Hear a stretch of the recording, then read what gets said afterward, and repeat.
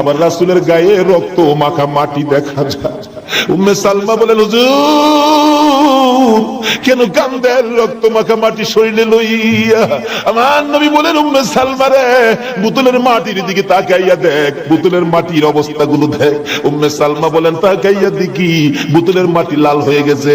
আবার রাসূল বলেন, উম্মে সালমা রে, আমার হুসাইন কারবালায় নাই রে, কারবালায় না। উম্মে সালমা বলেন, প্রশ্ন করলাম, ইয়া রাসূলুল্লাহ, হুসাইন তো কারবালায় শহীদ, আপনার রওজার পাশে কাঁদলো কে জানতে চাই। আমার নবী বলেন, আরে উম্মে সালমা, আমার হুসাইন যখন কারবালার জমিনে তীরের আঘাতে নানা কইয়া ডাক মারছে রে, আমি নবীর রওজার থেকে বাহির হইয়া দৌড় মারছি। ওই সময় রহমতের ফেরেশতারা আমার রওজার পাশে বসে বসে কাঁদছে। আমি কারবালায় যাইয়া দেখি আমার হুসাইন তীরের আঘাতে রে নানা নানা কইয়া গড়াগড়ি করে। আমি হুসাইনকে আঙ্গাইয়া ধরেছি। হুসাইন তীরের আঘাতে যতটা গড়ি দিছে রে, আমি রাসূল হুসাইনের সাথে ততটা গড়ি কারবালার জমিনে দিয়েছি। এই হুসাইনের রক্ত কারবালার মাটিতে পড়েছে, এই রক্ত মাখা মাটি আমি নবীর গায়ে লাগছে। এই উম্মে সালমা জানাইয়া দিস রে, এই রক্ত মাখা মাটি আমি রাসূলের কাছে জমা থাকবে। আসলে জমিন যেদিন কায়েম হবে, আমি আমার মাওলার দরবারে হুসাইনের রক্ত মাখা মাটিগুলি তুলে ধরবো। মাবুদ, আমার মেয়ে ফাতেমা সন্তান কুরবানি করেছে আমার উম্মতের নাজাতের জন্য। এই যে দেখো, হুসাইনের কারবালার রক্ত মাখা মাটি তুলে ধরলাম, আর ফাতেমা হুসাইনের মাথাটুকু লইয়া দাঁড়াইয়া বলবে, আমি হুসাইনের মাথাটুকু তুলে ধরলাম। মাবুদ গো, এর বিনিময়ে আমার বাবার উম্মতের মাফ করে দাও।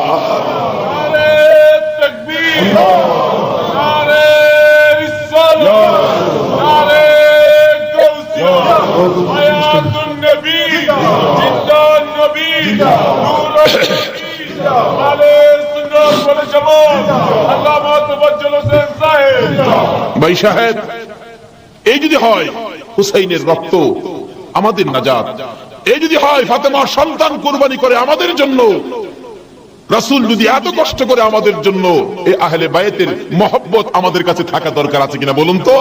তাদের আলোচনা তাদের জীবনে আমাদের প্রত্যেকের অন্তরে রাখা দরকার আছে কিনা বলুন তো? আল্লাহ আমাদেরকে আজকের মাহফিলে সেই বুঝটুকুন দান করে দেখ, সকলে বলুন আমিন। আসুন আজকে দোয়া হবে। এই মাহফিলের আয়োজন যারা করেছেন, এই ব্যবসায়ী ভাইদের ব্যবসায়ী যেন আল্লাহ বরকত দেন।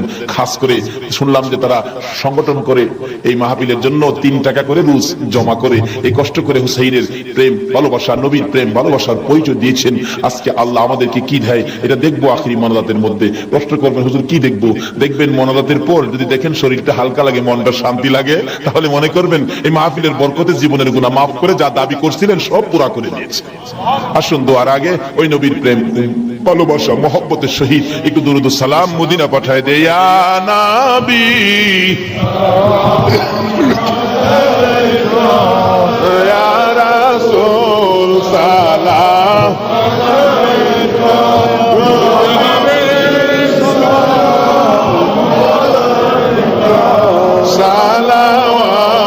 সালাওয়াতুল্লাহ দরদি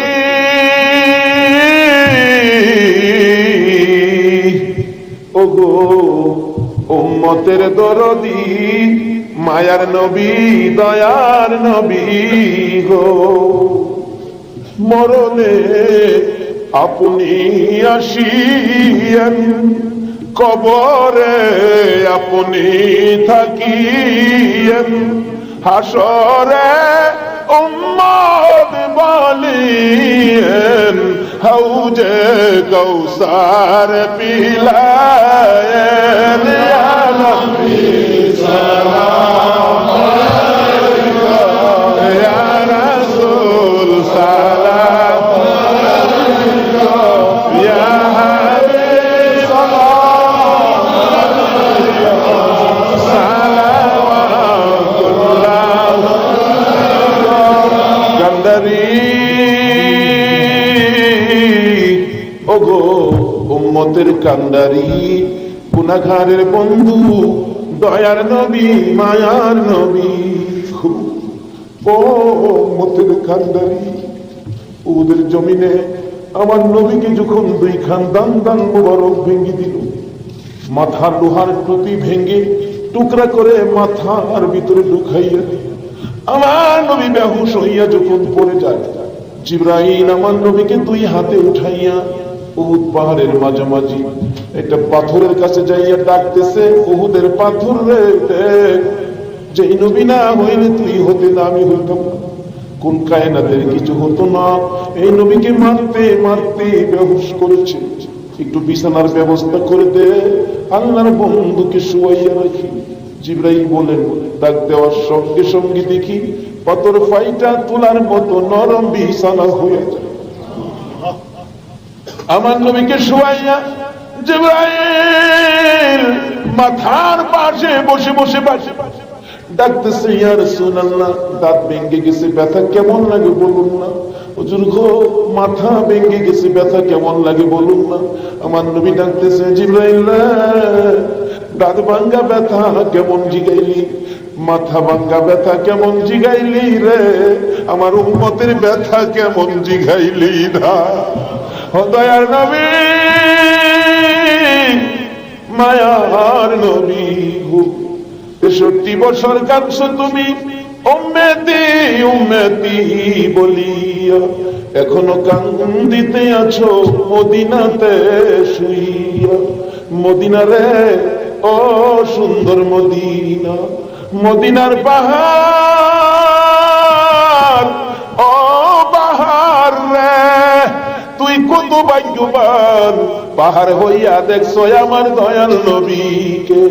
মদিনার হরিণ, ও সোনার হরিণ রে,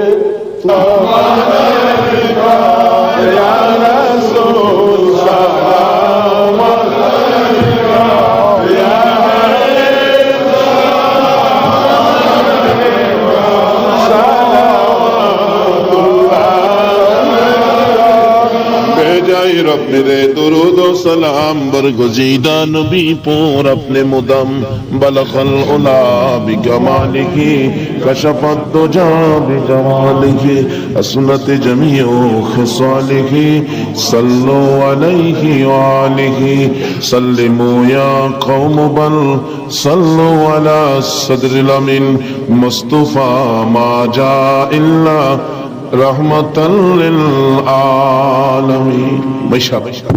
হুসাইনের রক্তের প্রতিদান, হুসাইনকে মহব্বত করতে হবে। হুসাইন রক্ত মাখা শরীর নিয়ে 2 রাকাত জুমার নামাজ ছাড়ে নাই। এই নামাজ আমরা ছাড়বো নাকি পড়বো? তাহলে রক্তের প্রতিদান দেওয়া হবে। আর প্রত্যেক বছর এই মাহফিলটা আরো গর্জিয়াস করতে হবে, ঘরে ঘরে পৌঁছে দিতে হবে হুসাইনের মহব্বত, আহলে বায়তের মহব্বত, আহলে বায়তের পরিচয়, নবীর প্রেম ঘরে ঘরে পৌঁছে দিতে হবে। আল্লাহ আমাদেরকে সে বুঝ, সেই শক্তি দান করুক।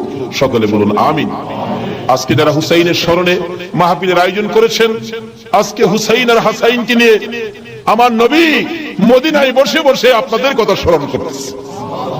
কারণ উম্মতের বিপদে নবীজি সবসময় হাসাইন আর হুসাইনকে ব্যবহার করবেন। ফাজাইলে দুরুদের মধ্যে লেখেন, দুরুদের কিতাবে লেখেন, 637 হিজরির এক ঘটনা। এক লোক আরবের মরুভূমি পথ দিয়ে ঘোড়া নিয়ে যাচ্ছেন, হঠাৎ একটা গর্তের মধ্যে ঘোড়ার 2টা পাও ঢুইকা ঘোড়ার পাও ভাঙ্গিয়া ঘোড়াটা উল্টা পড়ে গেছে। এখন মরুভূমি, কেউ তো খবর জানে না, বিপদের মধ্যে ঘোড়ার পাও ভাঙ্গা যাবে কিভাবে। লোকটা সন্ধ্যা হয়ে গেল, বাঘ ভাল্লুক বেরিয়ে গেছে, তখন সে ভয়ে কাঁদতেছে। এখন ভাবতেছে কানলে তো কাজ হবে না, একটা কিছু করি, কি করব? উম্মতের দরদি দয়ার নবীর শানে দুরুদ সালাম পাঠ করি। দুরুদ সালাম পাঠ করতে করতে চক্ষু বন্ধ করে পাঠ করতেছে, এমন সময় দেখে 3 জন পূর্ণিমার চাঁদের মতো চেহারা আয়েশার সামনে দাঁড়াইছে। চক্ষু খুলে দেখে 3 জন এত সুন্দর চেহারা, অবাক হয়ে গেলেন। 2 জন আয়েশা ঘোড়ার 2টা পাও চিকিৎসা করতেছেন, পাও 2টা হাতে ধরার সাথে সাথে ভালো হয়ে গেছে। 637 হিজরির ঘটনা। আর একজন দূরে দাঁড়িয়ে আছে, ঘোড়ার পাও চিকিৎসা শেষ করে ভালো হলো, ঘোড়াটা হাইটা বুঝাইতেছে, আর ভয় পাইছি না, আমি ভালো হয়ে গেছি।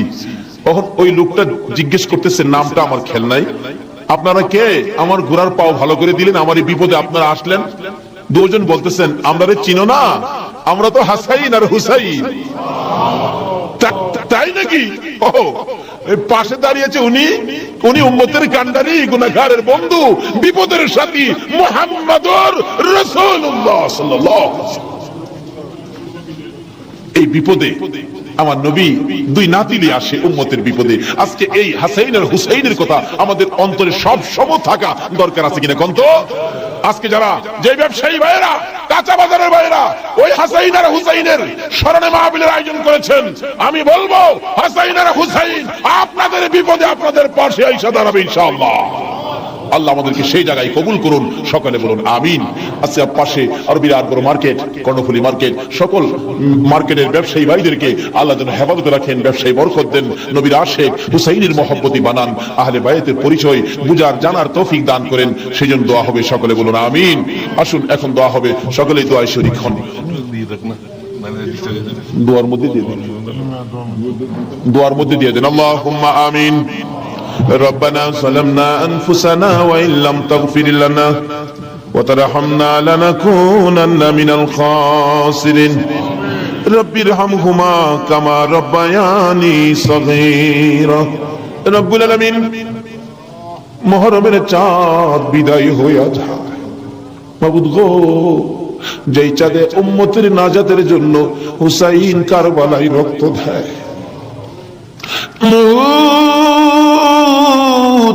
উম্মতের নাজাতের কান্না আমার নবী কত কান্দা কাঁদছে, হাসাইন হুসাইন কুরবানি ফাতেমা কত কান্দা কাঁদছে। বাবুদ গো, আজকে আহলে বায়াতের স্মরণে এই মাহফিলের আয়োজন, মাহফিলে বসে আমরা যারা হাত বাড়াইছি, মাবুদ রে কার জীবনে কত গুনাহ তুমি হিসাব জিগাইও না। আজকের জন্য কে নামাজি কে বেনামাজি কাউরে কিছু কইও না গো আল্লাহ। আজকের মাহফিলে কে যুবক কে বুড়া কাউরে কিছু জিগাইও না, মেয়ে পুরুষ কাউরে কিছু কইও না। তুমি আর কিছু দেখো না, তোমার বন্ধুর উম্মত বলে ক্ষমা করে দাও। ক্ষমা যদি না করো, কবে জানি মৌতের চিঠি দিয়ে আজরাইল পাঠিয়ে দাও। কবে জানি বড় বাড়ি বড় ঘর সুন্দর বিছানা থেকে চারজনে দৌড়ে দৌড়ে টাইনা টাইনা বাহির করবে, উঠানের কিনারে পর্দা টানাবে, জীবনের শেষ গোসল করাবে, বড়ি পাতার গরম পানি দিবে, নাকে কানে তুলা লাগাবে রে বাবু, উত্তর দিকে মাথা দিয়ে শুয়াইয়া গোসল করাবে। আদুরের ছোট্ট ছেলেটা মার কাছে প্রশ্ন করবে, মা গো আমাদের বাড়িতে এত মানুষের ভিড় কেন? মা বলবে, তোমার বাবার শেষ বিদায়ের অনুষ্ঠান করতে আসছে। আমার বাবার কি হলো? পর্দার ভিতরে কেন গোসল করে? দৌড়ে যাবে বাচ্চাটা, যাইয়া দেখবে নাকে কানে তুলা লাগাইছে, উত্তর দিকে মাথা দিছে, বড়ি পাতার গরম পানি ডালতেছে, চিৎ করে কাইত করে, বাবা তো কিছু কয় না। মায়ের কাছে যাবে, মা গো বাবা কি গোসল করে, এই গোসল আর কোনদিন বাবার করতে দেখি নাই। বাবার নাকে কানে কেন গো তুলা লাগাইল? মা টাইনা টাইনা বুকে জড়াবে, আয় আমার বুকে আয়, আজকে যে গোসল তোর বাবা করে রে, এই গোসলের পর বিদায় হবে, তোরা এতিম হইয়া যাবে। মাবুদ, এতিমের ঘটনা বলতে গেলে কলিজা মানে না গো আল্লাহ। আমার বড় ভাই 5টা বাচ্চা এতিম করে কবরে, 4 দিন 5 দিন পর পর বাড়িতে গেলে যাইয়া দেখি এতিমেরা কি করে। মুরগির বাচ্চা ফেলাইয়া, মুরগি যদি মারা যায়, বাচ্চাগুলো সারাদিন মা মা কইয়া ঘুরে, অন্য মুরগির কাছে মা মনে করে গেলে মুরগি ঠুকুর মাইরা তাড়াইয়া দেয়। এইভাবে মনের দুঃখ লইয়া সারাদিন ঘুরে, সন্ধ্যার সময় ঘরে যাইয়া মুরগির মালিকের কাছে প্রশ্ন রাখে বাচ্চাগুলো টেও টেও করে, ও মালিক আমরার মা কই? সারাদিন তো মায়ের মুখ দেখলাম না, আজকে আমরা কার গলায় ধরে ঘুমাই? আমার বাড়িতে এই ঘটনাই ঘটে। অন্য সন্তানের বাবারা মজা নিয়ে যখন বাড়িতে আসে, আমার বাতিজাগুলো দৌড়ায় যায়, তোমার আব্বা এসে মজা লইয়া আবার খালি হাতে ফিরে আসে। আরেকজনের আব্বা আসলে দেখে খালি হাতে ফিরে আসে, বাড়িতে যাইয়া ডাকে, মা গো আমরার আব্বু কই গেছে গো মা? আমরা আব্বু যে আসে না, আমরা কার গলায় ধরে ঘুমাইব? সবচেয়ে বড় করুণ দৃশ্য, রমজান মাসের শেষ ভাগে কার একটা বাচ্চা ছেলে জানি নতুন জামা পরে হাঁটতেছে। আমার ছোট্ট বাতি যেটা জিগাই, জামা কে কিনে দিছে? আমার আব্বু। ঈদের জামা? হ। তোমার আব্বু আছে? হ। তোমার আব্বুরে বইলো ঈদের জামা কিনা দিবে? আমার বাতি যেটা কান্দে, নাই রে নাই, আমার আব্বু নাই। লোকেরা কয় আমরা বলে এতিম। সন্ধ্যার সময় মার কাছে যাইয়া কাঁদতেছে, তার মা জিগাই কান্দে কেন? জবাব দেন, মা গো, লোকেরা আমরা এতিম কয়, আমরা যে বাবা না, ঈদের জামাকে কি না দিব। ওই দিন বাড়িতে ছিলাম, রমজান মাস, দুইটা বাতিজা দৌড়াইয়া যাইয়া আমার সামনে দাঁড়াইয়া দাঁড়াইয়া কান্দে, কাকা গো, আমরার বাবা নাই, আমরা ঈদের জামা কিনা দিবেন। মাথায় হাত দিয়ে আদর করে বিদায় করে দিলাম। জামা না লইয়া বাড়িতে আসবো না আজকে। নিজের ছেলেমেয়ের জামা না কিনে এতিমদের জামা কিনে তারা বিশ্বাস করে বাড়িতে রওনা হলাম। রাত্র প্রায় 10টা বাইজা গেছে। যাইয়া দেখি এখনো ঘুমায় না, দরজা খোলা দেখা যায়। একটু পরে পরে দরজার কিনারে দাঁড়াইয়া ডাক মারে, কাকা আইসনি, আপনারা নতুন জামা আনছুনি। জামাগুলো হাতে দেওয়ার পর সারা রাত জামাগুলো বুকে লইয়া ঘুমাইছে। ঈদের দিন সকালবেলা ছোট্ট ভাতিজাটা 5 বছর বয়স, খুঁজতেছি, গোসল করো, জামা পরো, ঈদগায় যাও। খুঁজতে খুঁজতে সবাই পাইলাম, 5 বছরের ভাতিজাটা রে খুঁজা পায় না। তালাশ করতে করতে যাইয়া দেখি বাড়ির পিছনে মসজিদের পাশে বাঁশের জারের নিচে আমার বড় ভাইয়ের কবরের পাশে দাঁড়াইয়া দাঁড়াইয়া কান্দে। মাবুদ, কবে জানি এইভাবে কার সন্তানেরা এতিম হইয়া যায়, কবে জানি কার বিছানা খালি হইয়া যায়, কবে জানি কার দোকান রে, কবে জানি কার ব্যবসা 3 দিনের জন্য বন্ধ হইয়া যায়। ওই দিন আসার আগে আজকের মাহফিলের উসিলায় আমাদের সকলের জীবনের গুনাহগুলো ক্ষমা করে দাও।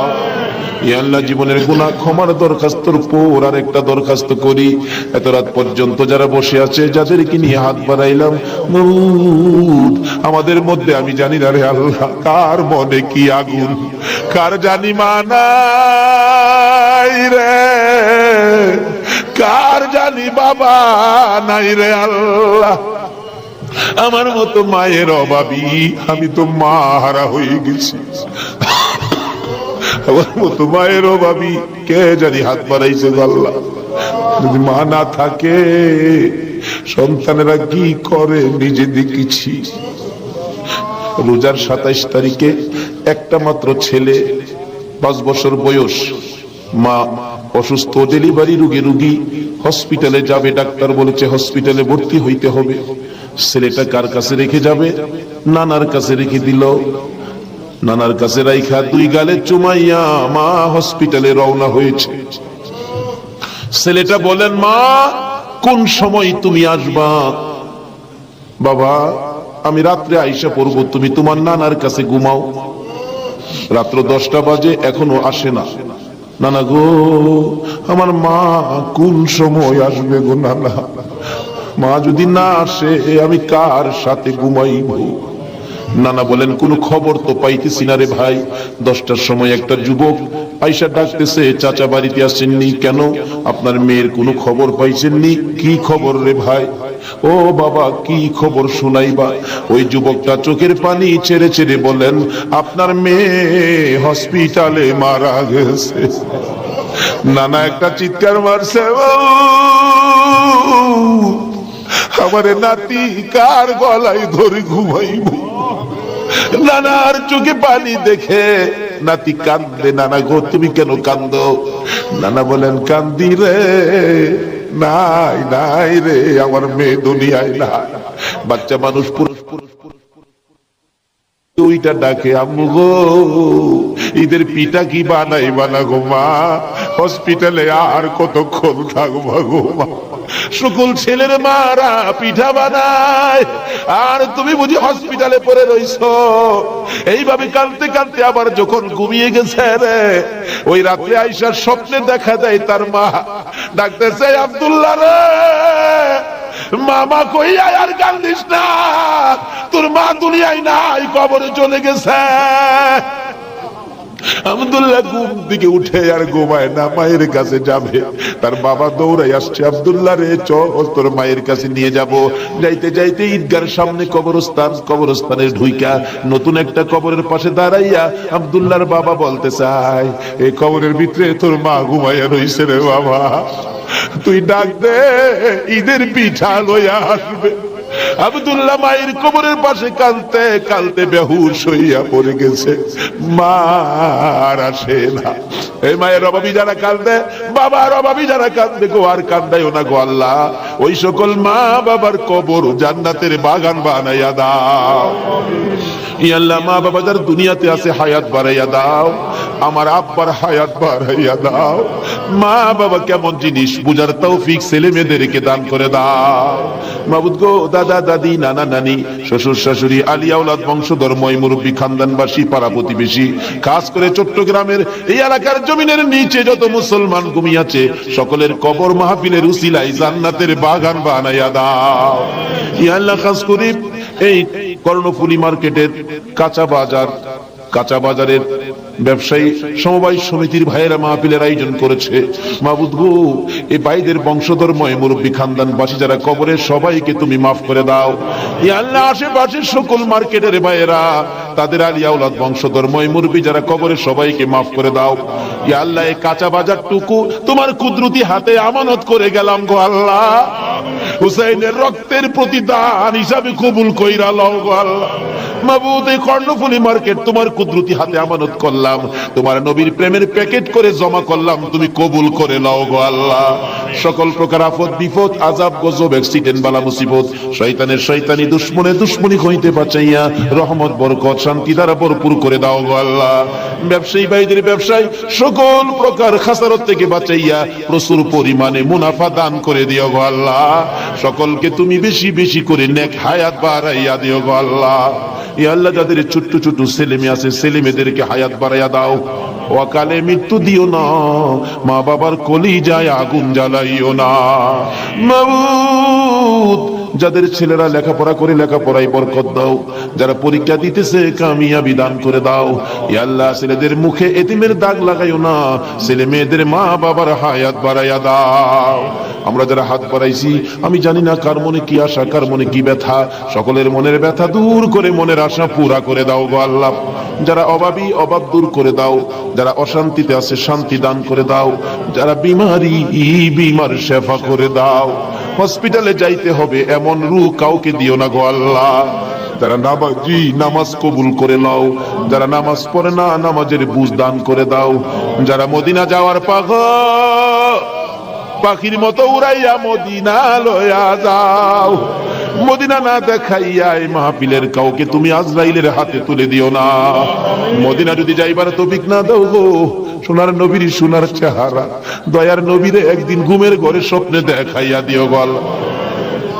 ইয়া আল্লাহ, খাস করে পৃথিবীর জমিনে যত ওলি গাউস কুতুব ঘুমিয়ে আছে, এই মাহফিলের বরকত সবার রুহে পৌঁছাইয়া দাও। মাবুদ, ওলিদের রুহানি ফয়েজ আমাদেরকে নসিব করে দাও।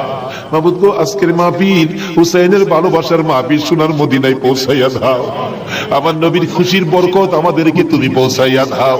হুসাইনের রক্তের প্রতিদান, জুমার নামাজ আদায় করার তৌফিক দান করে দাও। এর বিনিময় কাল কিয়ামতে আমার নবী হাসাইন আর হুসাইনের গুদারাই উঠাইয়া ফুলসিরাতের ফুল পার করে দিও গো আল্লাহ। মাবুদ গো, দোয়া চাইলেন আলতাফ হোসেন মাসুদ সাহেব, পিতা মৃত মরহুম কবির হোসেন মোল্লা, মাতা মৃত মরহুম হোসনে আরা বেগম, আরো অনেকে, সকলের নাম বলার দরকার নাই, অনেকেই তো নাম বলতে পারে নাই। দুয়ার আশা, মাবুদ গো, সকলের মনের আশা তোমার দরবারে জমা দিলাম, তাদের আশা পুরা করো, কবরবাসীদেরকে মাফ করে দাও।